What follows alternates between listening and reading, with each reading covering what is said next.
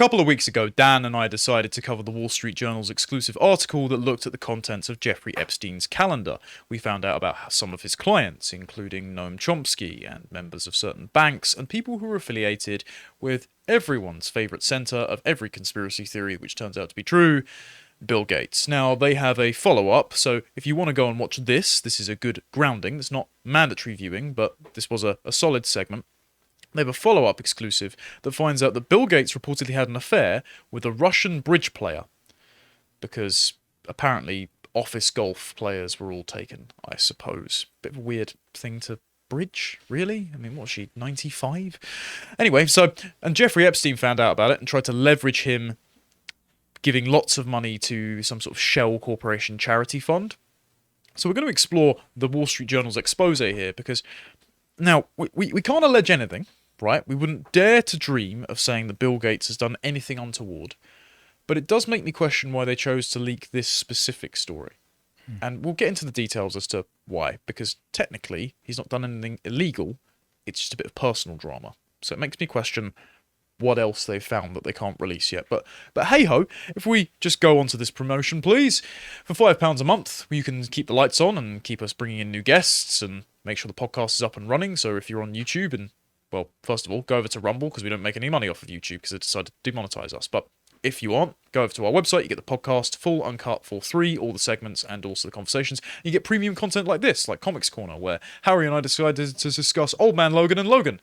And the relevance, well, I couldn't imagine so. It's not like in Logan, a big farmer and big food boss decides to buy up loads of American farmland and use genetic engineering to breed out exceptionalism.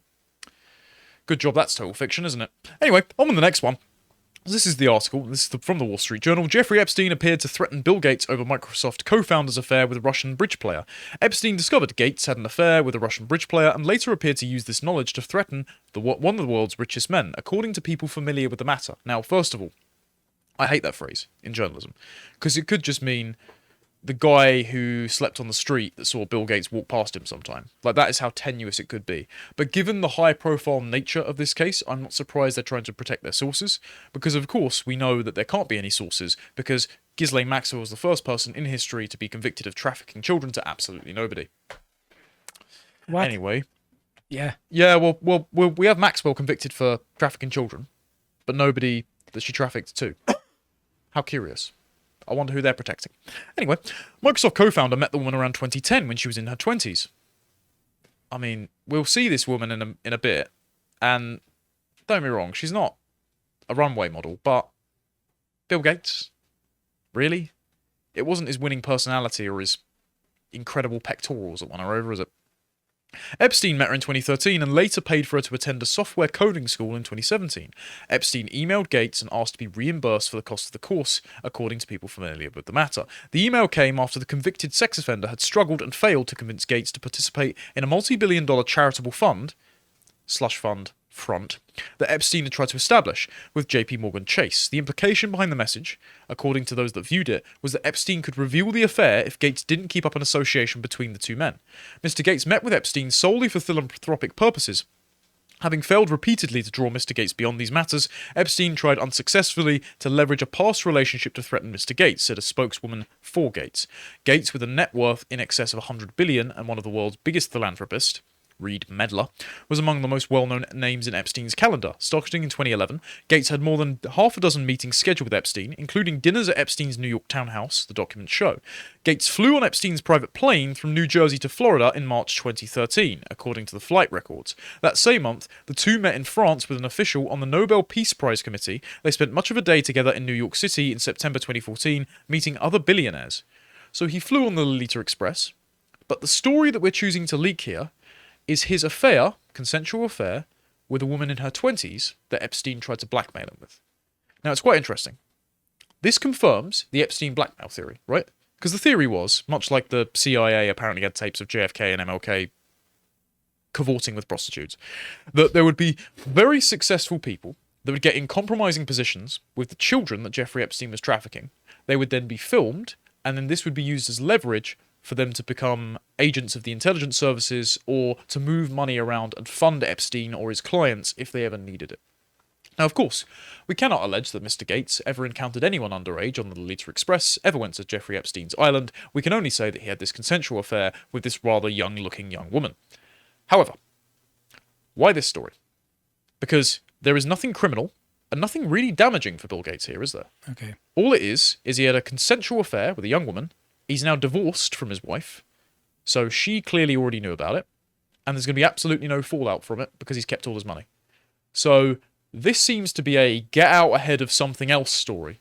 Perhaps. You'd only allege that if you're a conspiracy theorist, of course. Back to the article. Gates said he'd learned to play bridge from his parents, and the card game became one of his favourite hobbies. Gates played with Anatonova, another devotee of the game. She attended university in Russia between 2000 and 2005, according to her LinkedIn profile. She later founded a bridge club in the US before taking on several roles as a software engineer in the Bay Area. In a video posted online in 2010, Anatova talked about meeting Gates at a bridge tournament and playing against the co-founder. We have that video here. Let's cut to this YouTube video, please. So I'm going to talk about the famous and popular game among young people called bridge. So when they think about bridge, we also imagine the old ladies like that, right? So everyone thinks that it's only for my grandma played or my aunt played. But look at these guys. Do I look like an old person to you? I'm talking about Warren Buffett and Bill Gates. Warren Buffett started playing bridge since he was 13 years old. And you know what? They donated $1 million to promote bridge at schools. They very avid bridge players, and they support these kids. So do these kids look like old people to you? Do I look like old person to you? No. So my main point is, you don't have to be old to play bridge. So, fascinating. You don't have to be very old. Nothing suspicious there, of course. Now, we do have a second clip where she talks about how she had played bridge. Didn't talk about doing much more with Bill Gates, but that she played bridge with Gates, and she says something slightly odd about Warren Buffett. Let's play that clip, please. Okay, if you can just cut to the one in the YouTube video then, please, John. It's 3 minutes 03. Have to unmute it. To be in jail if he has 3 decent cellmates to play bridge. He's an avid bridge player, and so do I. I grew up in Russia. I came to America 3.5 years ago. And in school, before that, I had so much stress. I couldn't concentrate, I couldn't memorize things. I felt very stupid, and I liked math, but math didn't like me until I was introduced to this game of logic by my math professor. And now, so 3.5 years ago, I came here. I don't speak English. I have no idea how to. And by studying bridge, reading bridge books, I actually learned English. Actually helped me not to go to school, not to take normal classes. So also by playing bridge, I made so many mistakes. I felt stupid and embarrassed every time when I did something wrong and my partner screamed at me. But you made so many mistakes that you just learn, stop, worry about that. You just go it and fail, That's 2 years ago. 2 years ago, I said to everyone that I'm going to meet this guy. Nobody believed me. Last year, I played against him at the same table at the National Bridge Tournament in Washington, D.C. I didn't beat him, but I tried to kick him with my leg. We can pause it there, John. So now... So, woman who looks like Greta Thunberg, which I wonder if that's actually why Bill Gates is so heavily into climate policy, he's just trying to cozy up to Greta. Obviously after she stopped being a schoolgirl, of course, but couldn't allege otherwise. She decided to touch up with her leg under the table. Obviously, every great romance starts with a bridge tournament. I just found it quite interesting in there that she said that Warren Buffett said that he's learning bridge in case he goes to prison. For what? Anyway, moving on back to the article. His fortune. Anatova had an idea to start an online business to teach people how to play bridge, and she sought funds for it. Boris Nikovich, a Gates confidant and top science advisor at that time, remember Nikovich's name because he'll be coming up again, who also knew Epstein, introduced Anatova to Epstein to help her raise the funds. Nikovich said when he first met Epstein, it was in his capacity as Gates' scientific advisor, and they discussed philanthropic proposals. I deeply regret that I ever met Epstein, Nikovich said. His crimes were despicable. I never saw anything like his illegal behavior. My heart goes out to his victims and families. But by then, he was already a convicted sex offender for 6 years. So you're either such a terrible judge of character you shouldn't be out around anyone's money, or I wouldn't allege anything else, of course. Anatova and Nikovic met at Epstein's townhouse in November 2013, where she presented a proposal to Epstein, who provided feedback. She was looking to raise $500,000 for the venture, or for a couple of packs of cards from Sports Direct, which she called Bridge Planet. Its mission was to promote bridge by creating quality tutorials for beginners and advanced players. On November 9th, Anatova wrote an email to thank Epstein for the meeting and reviewing the proposal. Epstein didn't invest in the project. The next year, in November 2014, Anatova stayed briefly at an apartment in New York City provided by Epstein. I didn't interact with him or anyone else there, she said. Sorry, you mean Antonova? Antonova, sorry. So am I... Sorry. I'm very bad with pronouncing wanted to foreign see names. if I was looking at the wrong document.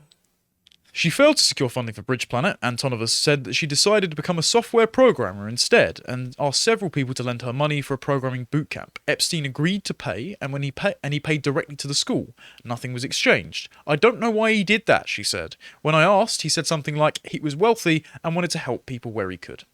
Ah. The nonce with a heart of gold. When he was meeting with Gates, Epstein also had multiple meetings scheduled with other people close to Gates, including Nikolic, former Microsoft executive Nathan Mythrold, and Gates Foundation staffer Melanie Walker. Mr. Epstein was a regular at TED conferences, and he was a large donor to basic scientific research. That's how and why Nathan knew him, and that's exactly where their association ends, said a spokeswoman for Mythroid. Again, you see how all of these people are regularly meeting with a convicted sex offender, possibly trying to court him for money and or taking it, and then suddenly they just say, oh, it was purely business. You know, we barely knew each other, even though we repeatedly went to his townhouse. Were they guests at his private island, or? We do not know. We would not possibly allege that whatsoever. They clearly knew nothing was going on with a man who was already convicted for child sex offences by that point. Anyway, I should never have associated with him. Duh. And now I am thankful that he never invested in my endeavours, said Nikolic.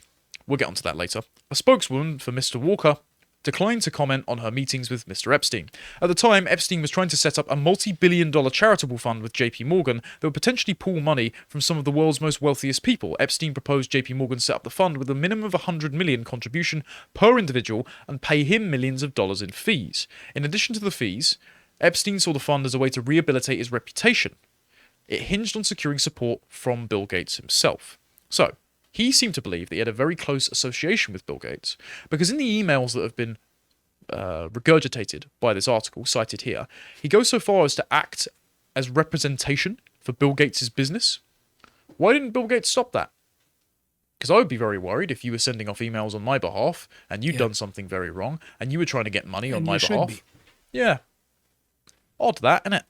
Epstein's messages, which were peppered with typos and spelling errors, apparently, tried to give the impression that he was close to as a Gates advisor. Gates wasn't included on emails reviewed by the Journal. The Gates spokeswoman has said that Epstein never worked for Gates and misrepresented their ties in communications with JP Morgan. In essence, this fund would allow Bill to have access to higher quality people, investment, allocation, governance, without upsetting either his marriage or the sensitivities of the current foundation employees, Epstein wrote on August 16th, 2011. The next day, Epstein wrote, Bill is terribly frustrated. I bet. He would like to boost some of the things that are working without taking away from those that are not. On October the 2nd, he sent another email to Staley and Erodes, criticising a presentation that JP Morgan had prepared on the project. The presentation is not tailored to Bill. He is the only person, the only one that counts. Now, eventually, this charity actually went nowhere. The firm didn't need him as a client, a JP Morgan spokesman said. The firm didn't need him for introductions. Knowing what we know today, we wish we'd never done business with him. But the relationship with Bill Gates, even though it has been denied, continued, because Epstein offered to get Bill Gates a Nobel Peace Prize for his enterprises in medicine, which we have all suffered under recently. While he was working on the charitable fund, Epstein met in 2013 with Gates and Norwegian officials who were visitors to Epstein's townhouse. Epstein told one former Gates Foundation employee that he knew the Norwegians and could help Gates win a Nobel Peace Prize for his efforts to eradicate polio. Gates and Epstein met together in March in Strasbourg, France, at the home of Thorbjørn Jagland, the then chair of the Nobel Peace Prize Committee. That September, Epstein scheduled a meeting with Gates, Jagland, and others at his townhouse. Our documents show that Mr. Gates met with Norwegian officials to discuss the security situation in Afghanistan as part of Mr. Gates' work on polio eradication, said the Gates spokeswoman. Mr. Gates has never been focused on or campaigned for the Nobel Peace Prize or any other prize. But I guarantee if he was offered one, he'd bloody take it, wouldn't he? Of course he would. Obama got one for far less. And I wish Bill Gates did a hell of a lot less. Yagland didn't respond to the request for comment from the Wall Street Journal. It's like Oscars now. Yeah. Has zero value. It's all about politicking. Yeah, you've got to buy in, you've got to pay money to the right people, you've got to go to the right dinners at the house of convicted sex offenders. But okay, I suppose the same thing with Harvey Weinstein, isn't it? So, failing to secure funding from Gates using the carrot, Epstein turned to the stick. In 2017, mysteriously a few years before his sudden suicide, Epstein contacted Gates about the Russian bridge player years after the relationship had ended. He sent an email to Gates asking to be reimbursed for the costs of Antonova's coding school, so the school that she went to after she didn't get the funding for her bridge tournament and education software. She then went to the coding school, Epstein paid for the coding school, and then he's now saying to Gates, you've got to pay me for her coding education. Obviously implying that I know you've had this affair, if I leak this out, wouldn't this be bad for you? Now, it'd be bad for his marriage at the time, because Bill and Melinda were still married. But it was a consensual affair. And there's been plenty of people that have lost more for doing far less. Yeah. So, why was it this affair? I would hesitate to say that this was a proxy for saying, and I could talk about all the other things, Bill, that you wouldn't like me to talk about, but I'm sure that Bill Gates has done absolutely nothing wrong. Absolutely nothing. The spokeswoman said for Gates, he didn't make a payment. Mr. Gates had no financial dealings with Epstein. Okay, sure. But that doesn't quite add up. Because then right at the bottom of the article it says, days before he died in 2019, Epstein changed his will and named Boris Nikolic, who was the Microsoft executive, as a backup executor. Nikolic said Epstein didn't discuss the idea with him beforehand and that he'd subsequently declined to serve. He couldn't have listed Bill because that would have been too obvious, so he chose me. I have come to believe it was likely a retaliatory move against Bill Gates. Retaliatory for not giving him the money. So Epstein was trying to leverage Bill Gates in moving money to Epstein using blackmail material. Blackmail material, of course, of a girl who looks very youthful, but is definitely above age, and definitely doesn't look like the girl that Miss Trunchbull pitched up by the pigtails and throws her over the school fence. But we would never allege that Bill Gates has been anything except a tender lover to his wife and his girlfriend. Absolutely no skeletons in Bill Gates' closet, and I'm sure he's the perfect person to run our health and climate policy.